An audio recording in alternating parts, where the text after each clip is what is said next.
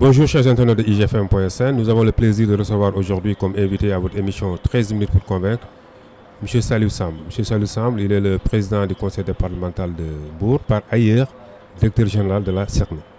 Bonjour M. Samb. Bonjour. Alors M. Samb, nous sommes présentement ici à Mbour. Mbour fait partie aujourd'hui, je dirais, considéré comme étant une plaque tournante des départs vers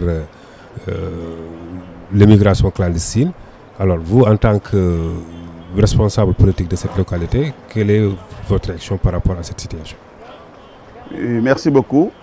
Nous allons d'abord commencer par présenter nos condoléances aux différentes familles endeuillées du département de Mbour et du Sénégal. Comme vous le savez, Mbour est une région côtière, une zone de pêche qui fait que la majeure partie des départs ont été opérés dans notre département. Mais il se trouve que ce phénomène ne s'arrête pas seulement dans le département de Mbour. En effet, les différentes personnes qui ont été convoyées viennent de l'intérieur du Sénégal. C'est la jeunesse en général dans toute sa dimension sociale et territoriale qui a été touchée. Et donc nous présentons nos condoléances à tout le Sénégal, à son Excellence le Président Macky Sall. Et nous déplorons vraiment cette situation-là. Notre position, la première, a été d'abord d'aller vers la sensibilisation. Lancer un appel à ces jeunes pour qu'ils restent au pays, qu'ils n'aillent pas à l'aventure, ce que nous avons considéré comme un suicide collectif, en sachant que la traversée de l'Atlantique vers l'Espagne est un voyage très dangereux qu'il faudrait ne pas entreprendre. Et donc ça c'est important. Nous avons aussi voulu parler aux familles, leur dire de bien prendre soin de leurs enfants, dans la sensibilisation, dans la manifestation de la tendresse, de leur montrer que c'est vrai que nous voulons qu'ils réussissent, mais pas dans ces conditions-là.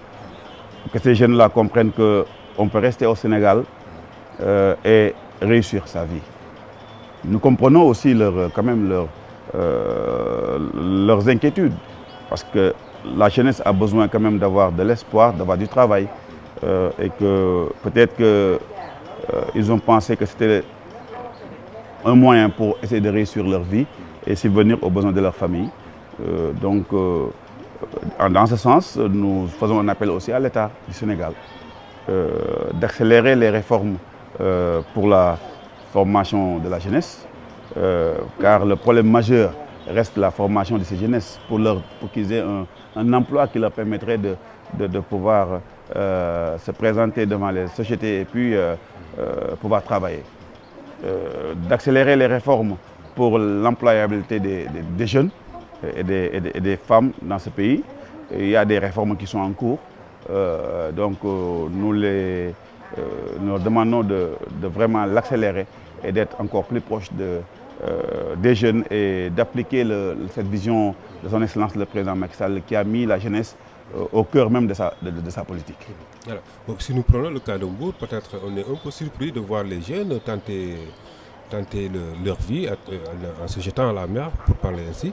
Parce que Mbour, quand même, il y a des infrastructures hôtelières, le tourisme et tout. Normalement, ça doit être un secteur qui peut vraiment absorber vraiment cette jeunesse qui trouve du mal à avoir du travail. Oui, je pense qu'avec quand même, l'État a mis en place quand même un système pour la formation des jeunes avec le système des 3 FPT qui quand même peuvent former à 90 métiers. Et donc, moi je pense qu'il faut que l'État accentue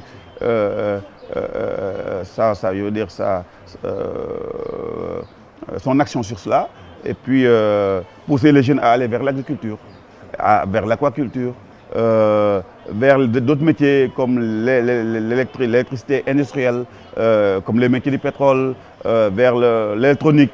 Donc ce sont des choses, mais ils ont besoin de formation. C'est ça le problème. Une jeunesse qui n'est pas formée et une jeunesse qui ne peut pas trouver du travail. Le marché du travail a besoin de gens qualifiés. Il faut qu'on aille vers cela. Maintenant, si on forme les jeunes, il va falloir les accompagner quand même dans l'auto-entrepreneuriat parce que l'État ne peut pas prendre tout le monde en charge. Tout le monde ne peut pas être fonctionnaire. Tout le monde ne peut pas être, embauché par les sociétés. Mais parfois, il faut qu'on pense à être son propre patron, à créer son propre travail. Et ça, quand même, c'est un état d'esprit qu'il faudrait mettre dans la tête des jeunes, les accompagner. Et c'est ça où on attend l'État.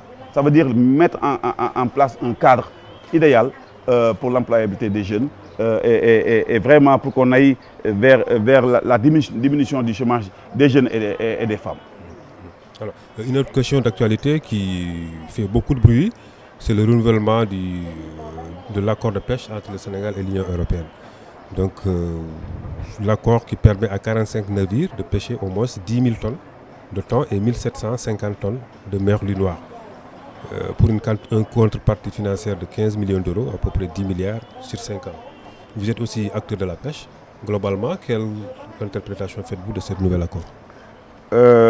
Merci de me donner l'occasion de parler de cela parce que comme vous le savez, étant un acteur de la pêche qui vit de la pêche, je ne me permettrai jamais d'abonder dans un sens qui mettrait en péril mon activité. J'ai eu à bénéficier quand même de cet héritage-là, de mon père, qui était le premier président des mareyeurs pêcheurs du Sénégal. C'est un métier qu'il m'a légué et que j'ai envie de léguer aussi à mes enfants. Donc j'en parle toujours avec beaucoup de responsabilité et le sérieux qui sied dans ces conditions-là. Et je peux vous dire une chose, il y a beaucoup d'amalgame sur cette question des renouvellements des accords de pêche. L'accord de pêche avec la Communauté européenne avant les années 2000 portait sur toutes les autres espèces, comme les espèces de pélagiques.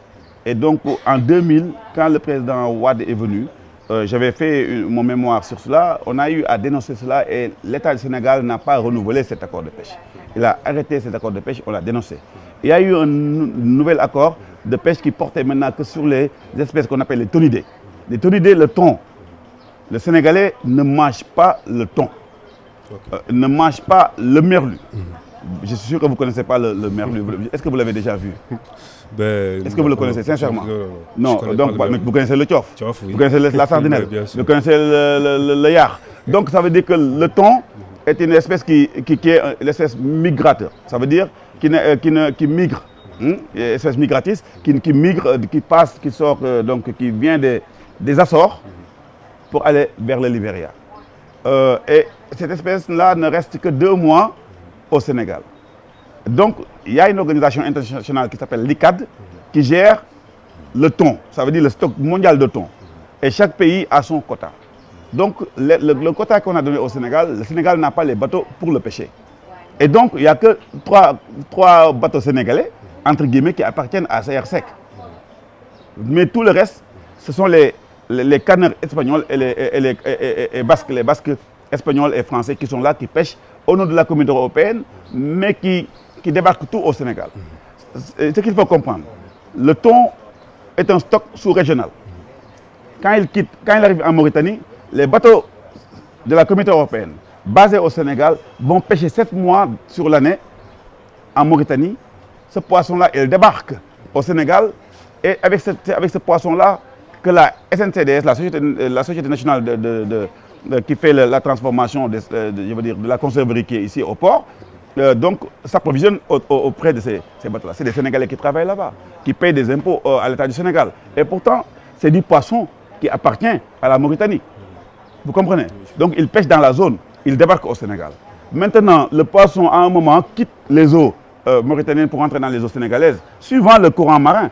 Et donc quand il arrive au Sénégal, 2 à 3 mois, les bateaux pêchent là, ici, aussi toujours dans le même circuit, et le poisson continue vers la Guinée. Donc je pense que quand même c'est le Sénégal qui gagne. C'est un poisson qui ne appartient pas, entre guillemets, qui appartient à toute la sous-région. Donc il ne faut pas dire des choses que, ouais, que les bateaux sont en train de piller notre eau. Au contraire, c'est des poissons qui passent tout le temps, si on laisse, le Sénégal ne va jamais y bénéficier. Et le Sénégal est arrivé par un système pour pouvoir récolter 10 milliards, je trouve que c'est une bonne chose. Et ces 10 milliards-là servent à financer des programmes de l'État par rapport au développement de la pêche artisanale. Je trouve que c'est une très bonne chose. Sur un thon qui n'est pas en concurrence avec la pêche artisanale. C'est très important. Le reste, c'est les palangriers. Le palangrier de surface, c'est des qui pêchent l'espadon. Le merlu, on ne l'utilise pas. Et en plus, c'est très bien réglementé. C'est un stock qui est géré avec parcimonie par l'ECAT. Donc, parce qu'il ne veut plus qu'on arrive encore à une surexploitation de ces espèces-là. Donc, moi, je pense que c'est un faux débat. Moi, au contraire, je félicite le président de la République et le ministre de la Pêche pour avoir bien voulu re-signer, et puis avec autant de je veux dire, de justesse et demander une contrepartie pour le Sénégal. Alors, rapidement, vous êtes directeur général nouvellement élu, nommé directeur général de la CIRN. Rapidement, quelles sont vos ambitions à la tête de cette société? Vous savez, quand le président Macky Sall m'a nommé à la tête de la CIRN, il m'a quand même donné une mission claire. Il veut qu'on modernise le stock, ça veut dire le parc piroguier de la pêche artisanale. Ça veut dire que les pirogues en bois doivent disparaître d'ici à l'horizon, dans 10 ans. Et donc ce programme-là, c'est un programme qu'on appelle PCN, donc programme de construction navale, donc qui va être notre programme phare. Mais le président veut qu'on construise les bateaux ici. Et la CFAO a commencé déjà à Ouakam à faire 150 unités par an, mais comme on le sait, c'est encore trop petit pour un parc piroguier qui avoisine entre 20 000 et 30 000. Donc nous devons arriver à avoir un rythme de 3 000 à 5 000 pirogues de bateaux par an. Et donc nous avons eu quand même, la CIRN a eu quand même à discuter avec des partenaires. Et dernièrement, je remercie le maire de Malicounda et l'association ADM, Association de développement de Malicounda, qui m'ont octroyé à la CIRN un hectare en bord de mer pour permettre à nos partenaires de pouvoir s'implanter et de faire ces bateaux-là. Donc ce sont 2 usines qui vont s'implanter et qui vont quand même produire chacune 1000 embarcations par an.